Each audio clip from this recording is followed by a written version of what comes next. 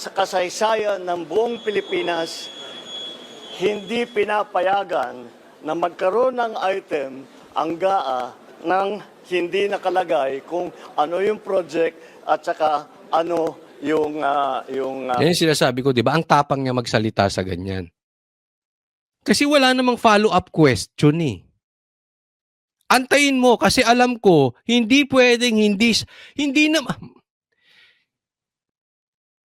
Coach Oli, alam ko itatanong ng mga Coach Oli, bias ka kasi Maka-Duterte ka. Hindi ako dahil sa Maka-Duterte. Pero kung track record lang, maraming kasinungalingan tong tao na ito.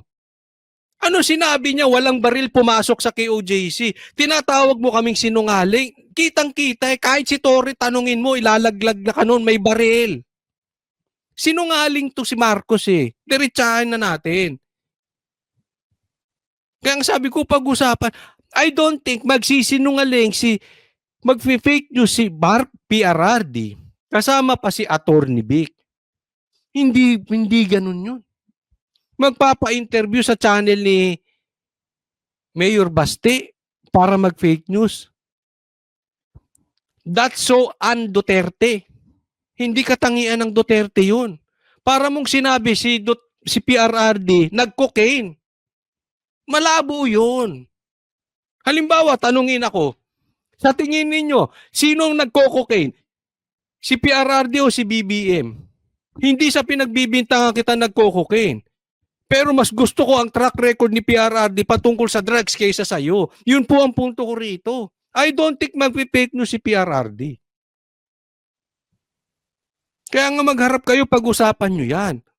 Ngayon, kung walang problema, o di ayos. Paano kung may problema? Halimbawa lang, ang problema nasa kamera. Anong gagawin mo? Wala lang. Inilihis nyo lang yung usapin. Ito magiging problema. Parang nililihis nyo lang yung usapin. Diba? Tama or tama-tama?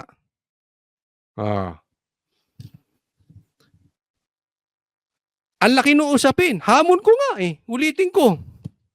Hamon ko sa Quadcom. Ang laki ng usapin na yan. Budgetan yan. Sabi nyo, fake news si PRRD. Patawag nyo. Patawag nyo sa kamera.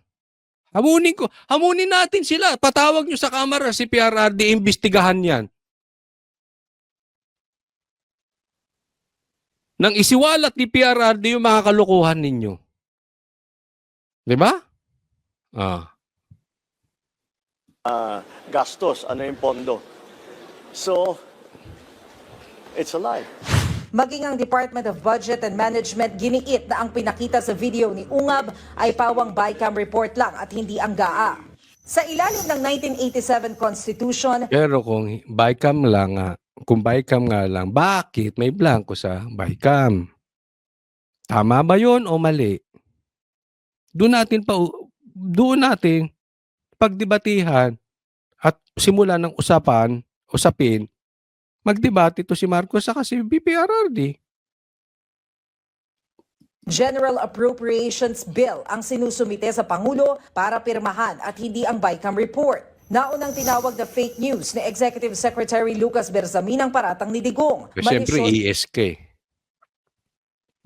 Diba? Kaya ngayon dating ES, si Attorney Vic, hindi kursunada ni Lisa. Okay, diretsahin na natin. Sino nagpanalo? Kay Marcos, si Attorney Vic, trinidor nyo. Kasi si Attorney Vic, maninindigan sa tama. Sana ganun lahat ng ES, no? Raw ito at maituturing na kriminal. Depensa naman ni dating Chief Presidential Legal Counsel Salvador Panelo, legal na opinion lamang ang sinabi ni Digong. Sakaling totoo raw ang akusasyon ni Ungab na may irregularidad nga sa 2025 na. Yan, no? Legal opinion lang yung binigay ni PRRD. At ngayon, kung totoo yung sinasabi ni Ungab, may dapat managot. Yun ang dapat sinagot ni BBM. Halimbawa, sinagot niya. Hindi totoo yung sinabi ni Ungab. Kaya, kasinungalingan yung kay PRRD. Or, totoo yung sinabi ni Ungab pero mali doon si PRRD. Pero dapat iimbestigahan ko bakit may blank na budget doon. Bakit may blanco ron? Hindi dapat yun. At sisiguraduhin ko tong opisina ko kakastiguhin. Walang ganun eh. I mean, sabi nga ng mga usapin, napansin niyo, walang giniwang threat si Marcos doon sa mga tiwali. Dyan sa Kongreso, mag-ayos kayo, kung hindi malilintigan kayo. Kayo dyan mga pulis. Nakita niyo yung difference niya kay PRRD. Kayo mga adik dyan na pulis, sabi ni PRRD, lulutang kayo sa dagat. O di ba? Kung kayo ay mag-aano ng mga adik, mga ganun bang klaseng warning? Ibig ko sabihin, alam nung tao ng Office of the President kakastiguhin kung may mali. Doon nagkukulang si BBM eh. Yun ang sinasabi natin dito. National budget. Nagbabalita mula sa frontline. Kaya nga ibang-iba. But again, sabi ko nga magde-develop pa tong story na ito. Dahil nung binalita natin to, sabi ko breaking news. And ito, again, it's impossible na hindi sasagot dito si PRRD. Okay? At si Attorney Vic. No? Antayin natin yung specific, yung down to the details, pinakamaliit na detalye, sasagutin nila yan. Mga abogado yan eh. Hindi yan yung magbibigay ng statement na papatutsada na bangag ka, tapos parang si Marcos sasagot lang na fentanyl. Di ba? Nakikita nyo kung paano sumagot si Marcos. Laging hiwalay sa totoong nangyayari sa ground. Teka muna, merong bintang sa yung bangag ka eh. Instead na sinagot mo, hindi ako bangag. Ano sagot mo? Fentanyl. Merong blank eh. Sana sinagot mo, may blank ba o walang blank? Niligtas mo lang na naman yung sarili mo eh. Hindi ka naman sumasagot sa totoong problema. Kasi, alam mo, ang sa akin ito, yung detalye, bahala kayo dyan mga politicians. Sa aming mahihirap, anong epekto niyan sa amin sa ilalim? Halimbawa, sasabihin ni PRRD bangag ka. Ayusin mo yan. Sasabihin mo fentanyl si PRRD. Wala kaming pakialam kung nagpe-fentanyl si PRRD. Ang pakialam namin, yung presidente ba namin bangag kasi na apektado kami sa ilalim. Kung nagpe-fentanyl si PRRD, bahala na siya sa buhay niya. Kasi wala na siyang effect sa pamumuhay naming mga Pilipino kung nagfentanyl siya eh. Pero kung bangag ang presidente, may epekto. Halimbawa, sabihin ni PRRD, Marcos, grabe ang smuggling sa bigas ngayon kaya mataas ang presyo. Sabihin ni Marcos, ipahuhuli ko ang mga smuggler. At ikaw, PRRD, sinungaling ka. Dahil ako ay hindi smuggler. Halimbawa, sinabi ni PRRD, ikaw ang utak ng mga smuggling. Hindi ako smuggler ng bigas. Hindi, wala kaming pakialam dun sa detalye yung dalawa. Ang pakialam naming mga Pilipino ay epekto sa amin. Totoo ba? Kaya mataas ang presyo ng bigas ay may smuggling.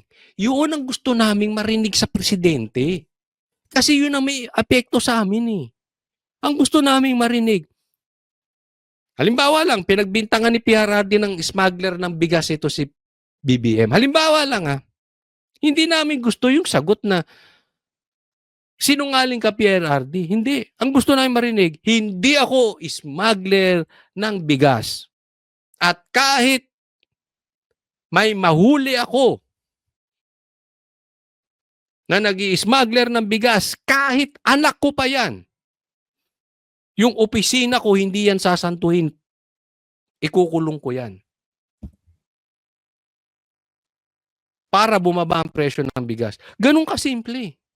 Naintindihan nyo? Bakit? Kasi yun ang may epekto sa amin sa ilalim. Marcos, yung solusyon mo. Hindi yung detalye. Ano ba may epekto sa amin sa... Yun ang tatandaan mo, Marcos. Huwag kang laging parang hiwalay. Para ka kasing laging nasa alapaap eh. Hindi ko sinasabing adik ha, kaya ka nasa yung para kang laging nakatira sa corner office o sa corner bedroom mo, diyan sa penthouse, sa 60th floor. You don't know what's happening sa ilalim. Yung epekto sa amin. Yun ang gusto namin marinig sa'yo. Anong gagawin mo kung meron? Di ba?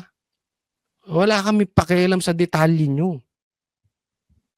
Marcos, ang gusto namin. Yung nalalasahan namin. Yung 20 pesos na bigas. Buka, mamaya, ngayon pala. Tataas ang presyo ng diesel, gasolina. Dahil sa mga lintik na mga budget na nakakalusot. Dahil dyan sa mga lintik na ayuda na yan na ginagamit ng politiko. Yan ang disiplinahin mo. Yan ang gusto naming sagot. Yung epekto sa amin sa ilalim. Hindi, hindi ko nasabi ha. Hindi yung parang kayo nasa penthouse. Lintik kayo. O next topic tayo. Ito, the most hated daw. Di umano. The most hated man in the Philippines. Hindi po ako naniniwala. O ito, pag-usapan natin ito. The most hated, di umano. Sa Pilipinas. Pana ng kaso ni Criminal Investigation and Detection Group Director, Police. Ito na naman si Tory. Tory, sugod ka ng sugod. Dami mong armas na makasamang pulis dyan sa KOJC. Umihi kayo sa damuhan, naghukay ka, ikaw pa may gun. Alam nyo bang binaboy nyo yung katedral ng KOJC? Huwag na tayo mag-anuhan. Baboy kayo eh. Binaboy nyo yung katedral. Sambahan ng mga taga-KOJC. Tapos sensitive ka. Balat sibuyas ka. Puro ka sampa. Sampa ka na. Ikaw pa may gana magsampa ng kaso ng kung ano-ano. Sige ako kasuhan mo. Sige. Ipambihira itong mama na to eh. Lintik, binaboy nyo. Bawal magsigarilyo doon. Nagsigarilyo yung mga tao mo. Kinastigo mo ba? Naghukay doon, bawal maghukay doon. Nagpapasok kayo ng hindi pulis, pina-uniform nyo ng pulis. Well documented yan, hindi ka makakapagsinungaling sa amin. Tapos sensitive ka. Ikaw pa nagsasampa ng kaso. Ang dami mo nang sinampahan ng kaso eh. Ano, iisa-isahin mo kami? Hindi pa naman ako sinasampahan ha. Pero may sinampahan na to eh. Brigadier General Nicolas Torre III ang dalawang vlogger dahil sa umunoy pagpapakalat ng fake news laban sa kanya. Ito ay may kaugnayan sa mga ipinakakalat na larawan niya sa social media hinggil sa umunoy pagkakaratay niya sa ospital na anya'y nakakaapekto sa kanyang pamilya at mga kaibigan. Ayon kay Brigadier General Torre, kabilang sa sasampahan niya ng kasong libel ay ang dating mamamahayag na si Jay Sonza. Bukod kay Sonza, may isa pang vlogger ang kakasuhan ni General Torre. Ito, Torre. Ito lang sa akin, ha? Ang dating kasi sa akin, ito, pamatay sunog ka eh. Pamatay ka ng iskandalo ng gobyerno. Yung pagsugod mo dun sa KOJC, ito yung mga issue ng bangag-bangag kay PRR, ay kay BBM eh. Ito yung may mga issue patungkol dito sa liquidation ng Kamara. Bago ka pumasok sa KOJC, naghukay ka ron, ikaw nga si Mr. Heartbeat, may naririnig kang heartbeat. Meron ba? Meron ka bang nakita na lagusan? Wala, di ba? Tapos ikaw pa magdidemanda. Anyway, Ang sa akin, sana same nung sinabi ko kay Marcos. Ako hindi ko sinakyan yung patungkol dito sa may sakit siya. Hindi ko sinakyan yun. Kasi maingat din ako sa balita eh. Tinitingnan ko kung kanino galing. Ang sa akin lang, sana sinagot mo, totoo bang nagkasakit ka? Yun po kasi, again, babalik ko kayo doon sa aking sinasabi kanina. Ang concern namin,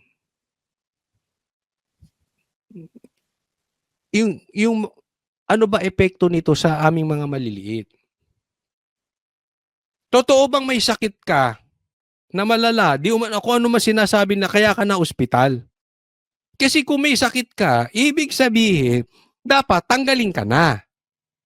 Dahil hindi ka na makakapag-perform, magpahinga ka na muna at hindi ka makakapag-perform ng maayos sa iyong trabaho. Yun lang naman. Kung hindi totoo, di sabihin mo, hindi rin totoo. Eh hindi mo naman sinasagot eh. Ang gusto mo, demanda. Walang problema, karapatan mo magdemanda eh. Balat sibuyas ka eh. O di magdemanda ka. Kaya lang ang gusto namin, sagutin mo, nagkasakit ka ba o hindi? Wala ka namang sagot eh. Ewan ko ewan ko meron. Pero wala akong nababalita ang sinagot niya yun eh. Yun ang gusto natin sa politician. Sagutin, may problema eh. Ang lagi niyong sagot, iba. Pahiwalay. Eh dyan tayo nagkakaroon ng problema sa mga ganyang klase mga politiko o sa mga katulad mong pulis.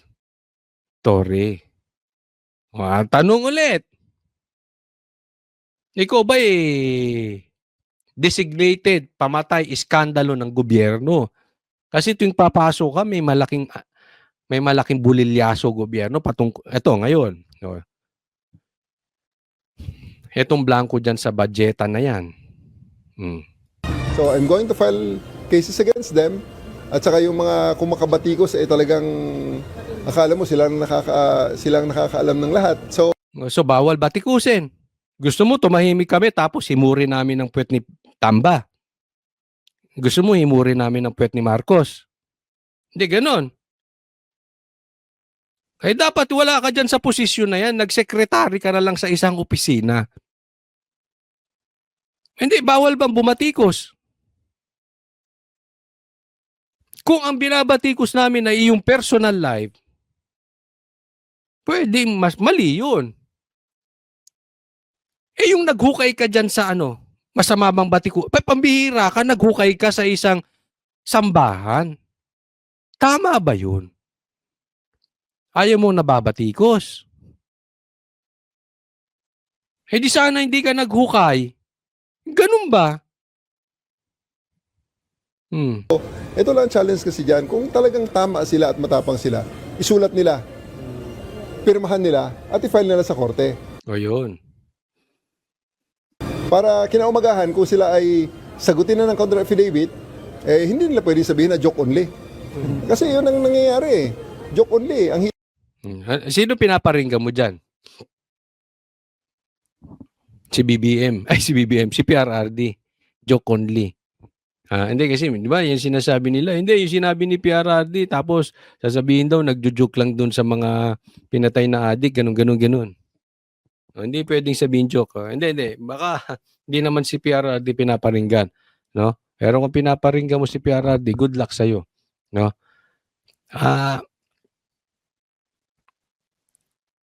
Yung sinasabi mong demanda, wait ka lang. Wait ka lang. Pag alis ng amo mo, saka mo sabihin yan. Kayo nakaupo eh. Di ba? Maaalis din yung amo ninyo. Tsaka nyo sabihin, di file nyo ng kaso. Wait ka lang. Kasi alam ko may mga parating sa'yo.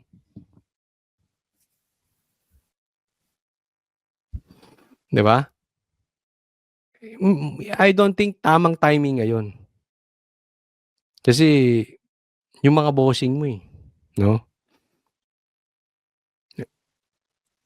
Nakaupo.